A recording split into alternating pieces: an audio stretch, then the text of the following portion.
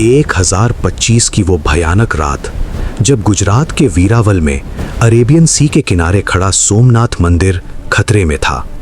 मोहम्मद गजनी की सेना ने मंदिर पर तेजी से हमला किया, खजाना लूटा और शिवलिंग को तोड़ने की कोशिश की। अल-बरूनी की किताब के मुताबिक उस समय मंदिर में हजारों भक्त थे और मोहम्मद गजनी ने सभी भक्तों को बेरहमी से मारा डाला। वो रात इतनी भयावह थी कि पत्थर भी चीख उठे, लेकिन ये सिर्फ एक शुरुआत थी। कहते हैं यहाँ का शिवलिंग कभी हवा में तैरता था।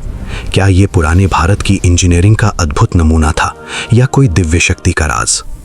सोमनाथ बार बार टूटा, लेकिन हर बार फिर से खड़ा हुआ, जैसे कोई दिव्य शक्ति इसकी रक्षा करती हो।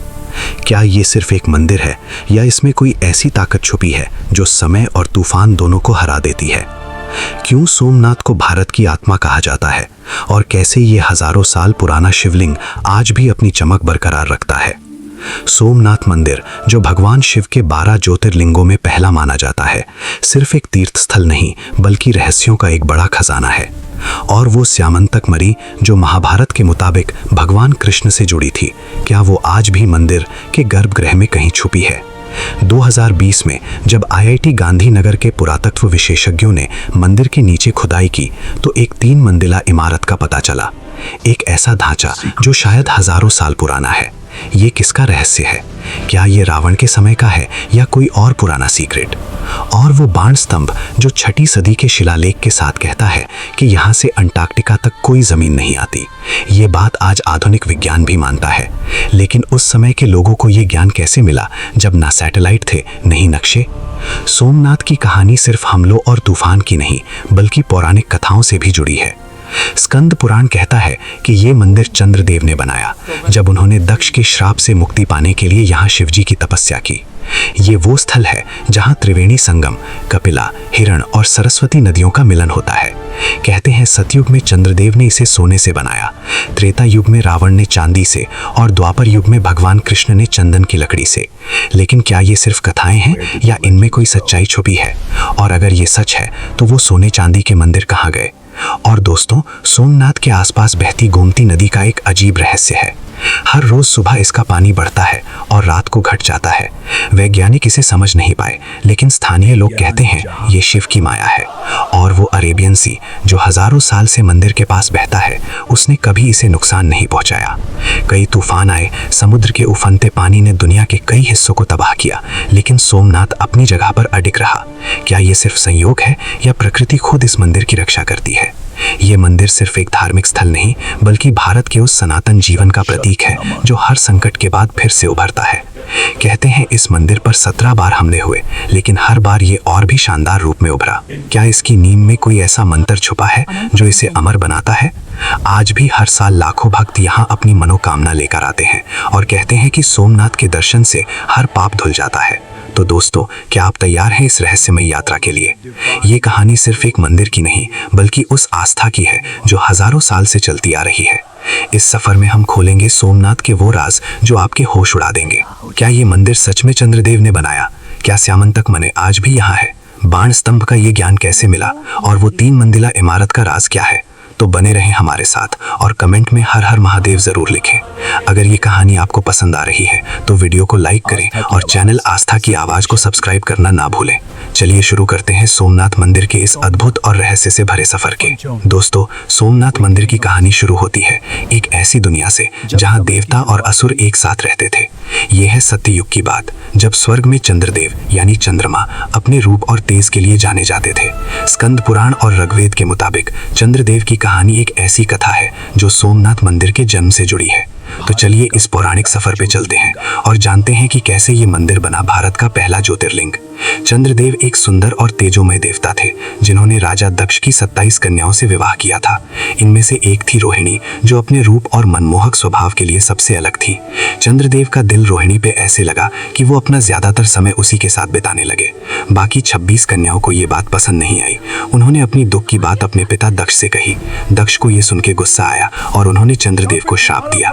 श्राप इतना प्रचंड था कि चंद्र का तेज और रूप धीरे धीरे खत्म होने लगा उनका शरीर कमजोर होने लगा और उनका सुंदर चेहरा मुरझा गया। क्या ये श्राप चंद्रदेव को हमेशा के लिए खत्म कर देता या कोई ऐसी शक्ति थी जो उन्हें बचा सकती थी? बिल्कुल बेबस और दुख में डूबे चंद्रदेव ने देवताओं के देवता ब्रह्मा जी से मदद मांगी। ब्रह्मा जी ने उन्हें एक रास्ता दिखाया। जाओ, धरती पर प्रभास पाटन के उस पवित्र स्थल पर जाओ जहाँ त्रिवेणी संगम है। वहाँ भगवान शिव की तपस्या करो। त्रिवेणी संगम यानी कपिला, हिरण और सरस्वती नदियों का वो पवित्र मिलन जो गुजरात के सौराष्ट्र में सोमनाथ के पास आज भी बहता है। कहते हैं ये संगम न सिर्फ धार्मिक रूप से पवित्र है बल्कि इसका जियोग्राफिकल महत्व भी है, क्योंकि ये 3 नदियों का पानी यहाँ एक साथ मिलता है और ये स्थान आस्था का केंद्र बना। लेकिन सवाल ये है, क्या चंद्रदेव की तपस्या सच में शिव जी को खुश कर पाई? चंद्रदेव ने प्रभास पाटन में एक शिवलिंग स्थापित किया और दिन रात कठिन तपस्या शुरू की। उनकी भक्ति इतनी गहरी थी कि खुद भगवान शिव उनके सामने प्रकट हुए। शिव जी ने चंद्रदेव से कहा, तुम्हारी भक्ति ने मुझे प्रसन्न किया है, मैं तुम्हें दक्ष के श्राप से मुक्ति दूंगा। लेकिन दक्ष का श्राप इतना मजबूत था कि पूरी तरह खत्म नहीं हो सकता था। तो शिव जी ने एक वरदान दिया, तुम्हारा तेज हर महीने 15 दिन तक घटता रहेगा, लेकिन अगले 15 दिन में फिर से पूर्ण हो जाएगा। इसी वजह से आज भी हम चंद्रमा को शुक्ल पक्ष में बढ़ते और कृष्ण पक्ष में घटते देखते हैं। लेकिन ये कथा यही नहीं रुकती। चंद्रदेव ने शिव जी से एक और वरदान मांगा, प्रभु आप इस शिवलिंग में हमेशा के लिए विराजमान रहिए। शिव जी ने ये वरदान भी स्वीकार किया और तब से ये शिवलिंग सोमनाथ के नाम से जाना गया। सोम के नाथ यानी चंद्र के भगवान। लेकिन दोस्तों, सोमनाथ की पौराणिक कथा इससे भी गहरी है। स्कंद पुराण के मुताबिक ये मंदिर सिर्फ एक बार नहीं बल्कि हर युग में अलग अलग रूप में बना। सत्य युग में चंद्रदेव ने इसे सोने से बनाया। कहते हैं वो मंदिर इतना चमकता था कि उसका तेज स्वर्ग तक जाता था। फिर त्रेता युग में रावण, जो शिव का बड़ा भक्त था, ने इसे चांदी से बनवाया। और द्वापर युग में भगवान कृष्ण ने अपने हाथों से इसे चंदन की लकड़ी से सजाया। लेकिन ये सोने चांदी के मंदिर कहाँ गए? क्या ये सिर्फ कथाएं हैं या इनमें कोई सच्चाई छुपी है? और अगर ये सच है तो क्या वो पुराने ढांचे आज भी कहीं मंदिर के नीचे छुपाए हैं? और एक बड़ा सवाल, त्रिवेणी संगम का ये स्थान क्यों इतना खास है? कहते हैं यहाँ का पानी न सिर्फ शरीर को शुद्ध करता है बल्कि मन को भी शांति देता है। स्थानीय लोगों का मानना है कि यहाँ स्नान करने से हर भक्त के दुख दूर होते हैं। लेकिन क्या ये संगम सिर्फ आस्था का प्रतीक है या इसके पीछे कोई और रहस्य है? सोमनाथ मंदिर के इस पहले ज्योतिर्लिंग का राज क्या है जो हजारों साल से लोगों के दिल में बसा है? तो दोस्तों, ये थी सोमनाथ की पौराणिक कथा, लेकिन ये सिर्फ शुरुआत है। इस कथा के बाद हम जानेंगे कि कैसे ये मंदिर बार बार टूटा लेकिन हर बार फिर से खड़ा हुआ। क्या वो स्यमंतक मणि जो कृष्ण से जुड़ी थी आज भी यहाँ छुपी है? और क्या ये मंदिर सिर्फ आस्था का स्थल है या इसमें कोई पुरानी तकनीक का राज छुपा है? कमेंट में हर हर महादेव जरूर लिखिए और बने रहिए हमारे साथ इस अद्भुत यात्रा में।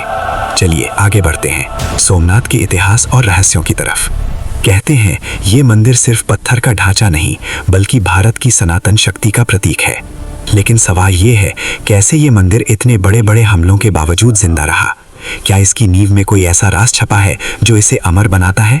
चलिए शुरू करते हैं सोमनाथ के इतिहास के इस अद्भुत सफर को, जहां हर कदम पर है विनाश और पुनर्जन्म की कहानी। ये बात है 9वीं सदी की, जब गुर्जर प्रतिहार वंश के राजा नागभट्ट द्वितीय, जो 825 से 833 ईस्वी तक राज किया, सोमनाथ के पवित्र स्थल पर आए। इंस्क्रिप्शंस के मुताबिक उन्होंने यहाँ के सोमेश्वर शिवलिंग के दर्शन किए और इसकी महिमा को और बढ़ाया। उस समय सोमनाथ एक बड़ा तीर्थ स्थल था जहाँ लोग दूर दूर से आते थे। फिर आई 10वीं सदी, जब चालुक्य वंश के राजा मूलराज ने यहाँ एक शानदार मंदिर बनवाया। कहते हैं ये मंदिर इतना भव्य था कि उसकी चमक समुद्र के पार तक जाती थी। लेकिन क्या ये मंदिर सच में मूलराज ने बनवाया या ये सिर्फ एक कथा है? और अगर ये सच है तो क्या उस मंदिर का कोई हिस्सा आज भी यहाँ छुपा है? लेकिन दोस्तों, सोमनाथ का ये शानदार सफर 1025 ईस्वी में एक बड़े संकट से टकराया। अफगान शासक मोहम्मद गजनी ने अपनी सेना के साथ वीरावल पर हमला किया। अल बिरूनी, जो उसके साथ था और उसने तारीख हिंद लिखी, कहता है कि सोमनाथ का खजाना इतना बड़ा था कि उसकी चमक दुनिया भर में मशहूर थी। गजनी ने मंदिर का खजाना लूटा और शिवलिंग को भी नुकसान पहुंचाने की कोशिश की। हजारों भक्तों ने अपनी जान गंवाई, लेकिन मंदिर की रूह को कोई नहीं मिटा सका। क्या ये मंदिर सिर्फ अपने खजाने के लिए निशाना बना या इसके पीछे कोई और बड़ा राज था? फिर आया 1299 ईस्वी का वो समय, जब दिल्ली सल्तनत के अलाउद्दीन खिलजी के सिपाही उलूग खान के लीडरशिप ने सोमनाथ पर दोबारा हमला किया। इस बार भी मंदिर का खजाना लूटा गया और उसकी भव्यता को नुकसान पहुंचा। लेकिन एक नायक उभरा, जालौर का वीरमदेव, जिन्होंने खिलजी की सेना के खिलाफ लड़ाई लड़ी और कुछ खजाने को वापस लेने की कोशिश की। कहते हैं वीरमदेव की हिम्मत ने मंदिर की रूह को जिंदा रखा, लेकिन क्या वो खजाना कभी पूरा वापस आया? सोमनाथ का ये विनाश यही नहीं रुका। 1395 ईस्वी में जफर खान ने, जो गुजरात का गवर्नर था, मंदिर पर फिर से हमला किया। फिर 1451 ईस्वी में महमूद बेगड़ा ने इसे निशाना बनाया और सबसे बड़ा संकट आया 17वीं सदी में, जब मुगल शासक औरंगजेब ने 1665 और 1206 में मंदिर को पूरा वीरान कर दिया। कहते हैं उस समय मंदिर के पत्थर भी टूट चुके थे और भक्त दूर दूर तक बिखर गए। लेकिन सवाल ये है, इतने बड़े हमलों के बावजूद सोमनाथ का नाम क्यों जिंदा रहा? क्या ये मंदिर सिर्फ एक स्थल था या इसमें कोई ऐसी शक्ति थी जो हर बार इसे जिंदा करती थी? लेकिन दोस्तों, सोमनाथ की कहानी सिर्फ विनाश की नहीं बल्कि पुनर्जन्म की भी है। 12वीं सदी में 1143 से 1162 ईस्वी तक चालुक्य राजा कुमारपाल ने एक मजबूत पत्थर का मंदिर बनवाया, जो सोमनाथ की रूह को फिर से जगा गया। फिर 14वीं सदी में 1308 से 1371 ईस्वी तक चुडासमा वंश के राजाओं महिपाल और ठेमरा ने मंदिर के लिए अपना योगदान दिया। कहते हैं उन्होंने मंदिर की सेवा की और भक्तों को फिर से एकत्रित किया। लेकिन असली चमत्कार हुआ 1883 ईस्वी में, जब मराठा रानी अहिल्याबाई होलकर ने सोमनाथ के लिए एक नई रोशनी जलाई। उन्होंने एक छोटा लेकिन पवित्र मंदिर बनवाया, जो आज भी ओल्ड सोमनाथ या अहिल्याबाई टेम्पल के नाम से जाना जाता है। अहिल्याबाई के इस काम ने सोमनाथ की रूह को हमेशा के लिए जिंदा रखा और उनका ये मंदिर आज भी उसी शक्ति को लेकर चलता है। और फिर आया वो पल जो सोमनाथ के इतिहास का सबसे शानदार दौर था। 1950 ईस्वी भारत के लोहे के पुरुष सरदार वल्लभ भाई पटेल और डॉक्टर राजेंद्र प्रसाद के लीडरशिप में सोमनाथ मंदिर को एक नए रूप में बनाया गया। 11 मई 1951 को जब ये मंदिर दोबारा खुला तो लाखों लोगों ने हर हर महादेव के नारे लगाए। आर्कियोलॉजिकल सर्वे ऑफ इंडिया के मुताबिक ये नई इमारत चालुक्य स्टाइल आर्किटेक्चर का एक अद्भुत नमूना है, जिसका 150 फुट का शिखर आज भी सबको मोहित करता है। तो दोस्तों, ये था सोमनाथ का इतिहास, विनाश और पुनर्जन्म का एक अद्भुत सफर। लेकिन ये कहानी यही नहीं रुकती। आगे हम जानेंगे कि कैसे ये मंदिर रहस्यों का खजाना बना। क्या वो शिवलिंग सच में हवा में तैरता था? और क्या सेमंतक मणि आज भी यहीं छुपी है? बनी रहे इस वीडियो में, क्योंकि सोमनाथ के राज अभी बाकी हैं। सोमनाथ मंदिर सिर्फ आस्था और इतिहास का गवाह ही नहीं, बल्कि रहस्यों का एक ऐसा खजाना है जो दिल और दिमाग दोनों को हैरान करता है। स्कंद पुराण के एक श्लोक में कहा गया है, सोमनाथो ज्योतिर्लिंगम सर्व पाप विनाशनम, यानी सोमनाथ का ज्योतिर्लिंग हर पाप को नष्ट कर देता है। लेकिन इस मंदिर के गर्भगृह में छुपा है एक ऐसा राज जो हजारों साल से उलझा हुआ है। क्या ये मंदिर सिर्फ पत्थर का ढांचा है या इसमें कोई ऐसी शक्ति छुपी है जो साइंस भी समझ नहीं पाई? क्या यहाँ का शिवलिंग सच में हवा में तैरता था? और क्या वो सेमंतक मणि जो दुनिया का सबसे बड़ा खजाना कही जाती थी, आज भी यहाँ कहीं छुपी है? चलिए खोलते हैं सोमनाथ के इन अद्भुत रहस्यों के दरवाजे और देखते हैं कि ये हमें कहाँ ले जाते हैं। सबसे पहला रहस्य, सोमनाथ का वो शिवलिंग जो कहते हैं कभी हवा में तैरता था। स्कंद पुराण और लोक कथाओं के मुताबिक ये शिवलिंग इतना पवित्र था कि ये जमीन को छुए बिना मंदिर के गर्भगृह में तैरता रहा। 1017 ईस्वी में जब अफगान विद्वान अल बिरूनी सोमनाथ आया तो उसने अपनी किताब तारीख़-ए-हिंद में लिखा कि ये कोई चमत्कार नहीं बल्कि मैग्नेटिक पत्थरों का कमाल था। कहते हैं मंदिर के नीचे और ऊपर ऐसे पत्थर रखे गए थे जो शिवलिंग को हवा में रखते थे। लेकिन सवाल ये है, क्या ये सच में पुराने भारत की इंजीनियरिंग का चमत्कार था या कोई दिव्य शक्ति का राज? और अगर ये मैग्नेटिक पत्थर थे तो वो आज कहाँ गए? क्या 1025 में महमूद गजनी के हमले के दौरान वो पत्थर भी लूट लिए गए या वो आज भी मंदिर के नीचे कहीं छुपे हुए हैं? अब बात करते हैं एक और बड़े रहस्य की, सेमंतक मणि। महाभारत के मुताबिक ये एक ऐसी मणि थी जो भगवान कृष्ण से जुड़ी थी। कहते हैं ये मणि इतनी शक्तिशाली थी कि वो अपने आसपास धन, दौलत और ऊर्जा फैलाती थी। पुराणों में कहा गया है कि सेमंतक मणि को सोमनाथ के शिवलिंग के अंदर छुपाया गया था ताकि कोई इसे चुरा ना सके। लेकिन जब 1025 में गजनी ने मंदिर पर हमला किया तो क्या वो इस मणि के पीछे था? कहते हैं उसने मंदिर का खजाना लूटा, लेकिन सेमंतक मणि का पता नहीं चला। क्या ये मणि आज भी मंदिर के गर्भगृह में कहीं छुपी है या क्या ये एक ऐसी कथा है जो सिर्फ भक्तों के दिल में जिंदा है? और अगर ये मनी सच में यहाँ है तो क्या इसकी शक्ति आज भी मंदिर के आसपास महसूस होती है? फिर आता है सोमनाथ का वो रहस्य जो दुनिया भर के वैज्ञानिकों को हैरान करता है। बाण स्तंभ। मंदिर के पास एक छोटा सा स्तंभ है जिसमें 6वीं शताब्दी का एक शिलालेख लिखा है। इसमें कहा गया है कि यहाँ से समुद्र के रास्ते अंटार्कटिका तक कोई भी जमीन नहीं आती। ये बात आज मॉडर्न साइंस भी मानती है। सोमनाथ से साउथ पोल तक एक सीधी लाइन में कोई भी लैंडमार्क नहीं है। लेकिन ये सवाल दिल को छू जाता है। जब 6वीं सदी में न सैटेलाइट थे, नहीं गूगल मैप्स, तो पुराने भारत के लोगों को ये ज्ञान कैसे मिला? क्या ये सिर्फ एक संयोग था या कोई पुरानी विद्या का राज? और क्या ये शिलालेख कोई बड़ा संदेश छुपाए हुए है जो हम आज भी समझ नहीं पाए?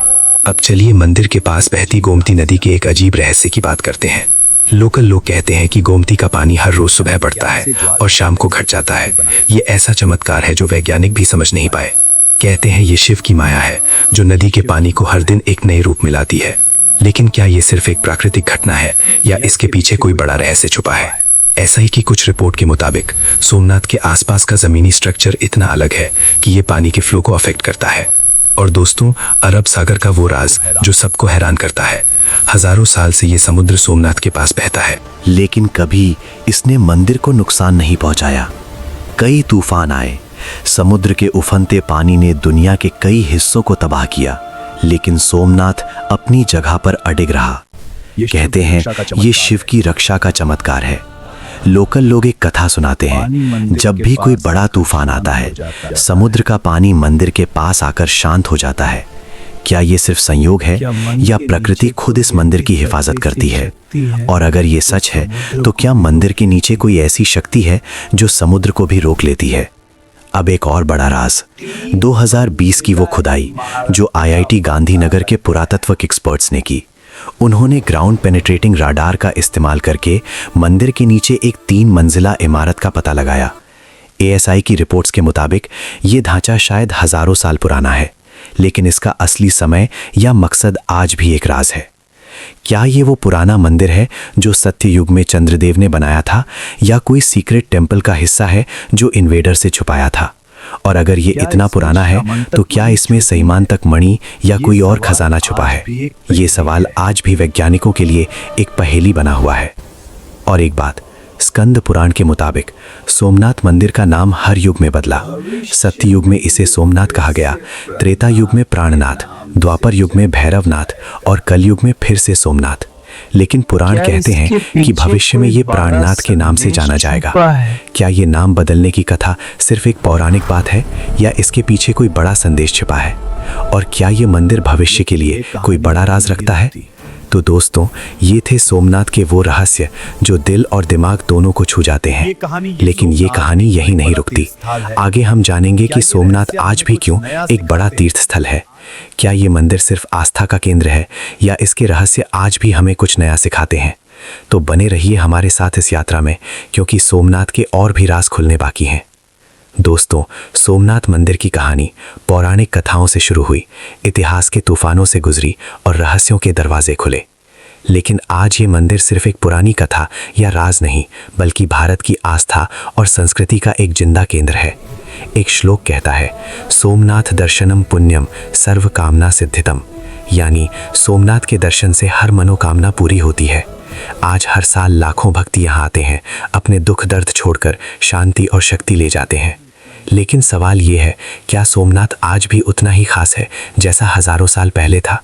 क्या इस मंदिर में ऐसी शक्ति है जो आज के मॉडर्न जमाने में भी लोगों के दिल को जोड़ती है? चलिए देखते हैं कैसे सोमनाथ आज भी भारत का दिल है। आज सोमनाथ मंदिर दुनिया के सबसे बड़े तीर्थ स्थलों में से एक है। टेम्पल एडमिनिस्ट्रेशन के मुताबिक हर साल 20-30 लाख भक्त यहाँ दर्शन के लिए आते हैं। होली, शिवरात्रि और श्रावण महीने में यहाँ इतनी भीड़ होती है कि वीरावल का हर रास्ता हर हर महादेव के नारों से गूंज उठता है। ये भक्त सिर्फ भारत से नहीं बल्कि विदेशों से भी आते हैं, अमेरिका, ऑस्ट्रेलिया और यूरोप तक। कहते हैं यहाँ का शिवलिंग आज भी वही शक्ति रखता है जो चंद्रदेव के समय में था। लेकिन क्या ये सिर्फ आस्था है या इस मंदिर के पत्थर और हवा में कुछ खास बात छुपी है? और क्यों लोग आज भी यहाँ अपनी जिंदगी के सबसे बड़े सपने लेकर आते हैं? सोमनाथ की शानदार इमारत आज के ज़माने में भी सबको मोहित करती है। आर्कियोलॉजिकल सर्वे ऑफ इंडिया के रिकॉर्ड्स के मुताबिक ये मंदिर चालुक्य स्टाइल आर्किटेक्चर का एक अद्भुत नमूना है। इसके 150 फुट ऊंचे शिखर पर 10 टन का कलश है जो सूरज की रोशनी में चमकता है, और मंदिर के ऊपर 27 फुट लंबा एक ध्वज है जो हर 6 महीने में बदला जाता है एक बड़े समारोह के साथ। ये शिखर और ध्वज न सिर्फ मंदिर की सुंदरता बढ़ाते हैं बल्कि इसकी सनातन शक्ति को भी दिखाते हैं। कहते हैं इस शिखर के नीचे खड़े होने से एक अलग सी शांति मिलती है। लेकिन क्या ये शिखर सिर्फ एक डिजाइन है या इसमें कोई पुराना मंत्र छुपा है जो आज भी काम करता है? सोमनाथ सिर्फ भक्तों के लिए ही नहीं बल्कि वीरावल के लोकल लोगों के लिए भी एक जीवन रेखा है। गुजरात टूरिज्म डिपार्टमेंट के डेटा के मुताबिक सोमनाथ मंदिर की वजह से हर साल वीरावल में करोड़ों का टूरिज्म बिजनेस होता है। यहाँ के होटल, दुकानें और ट्रांसपोर्ट सब इस मंदिर के कारण चलते हैं। लोकल लोग कहते हैं कि सोमनाथ उनका घर चलाता है, उनकी रोजी रोटी देता है। लेकिन इसके साथ एक और बात है, मंदिर के आसपास का बाजार न सिर्फ व्यापार का केंद्र है बल्कि संस्कृति का भी प्रतीक है। यहाँ के छोटे दुकानों में मिलने वाले शिवलिंग, रुद्राक्ष और प्रसाद लोगों के दिल में आस्था जगाते हैं। लेकिन सवाल ये है, क्या ये मंदिर सिर्फ इकोनॉमी के लिए है या ये वीरावल के लोगों की रूह में बसा है?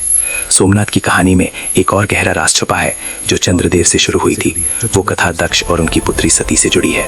सती का शिवजी से प्रेम, उनका बलिदान और फिर शिवजी का वैराग्य। ये कथा सोमनाथ के ज्योतिर्लिंग से एक गहरा संबंध रखती है क्योंकि शिवजी की शक्ति यहाँ हर पल महसूस होती है। अगर आप इस कथा को और गहराई से जानना चाहते हैं तो हमारी सती कथा वाली वीडियो जरूर देखें। एक ऐसी कहानी जो आपके दिल को छू जाएगी और शिव सती के प्रेम को एक नए रूप में दिखाएगी। लिंक डिस्क्रिप्शन में है, तो अभी जाकर देखो और उस रहस्य को खोलो।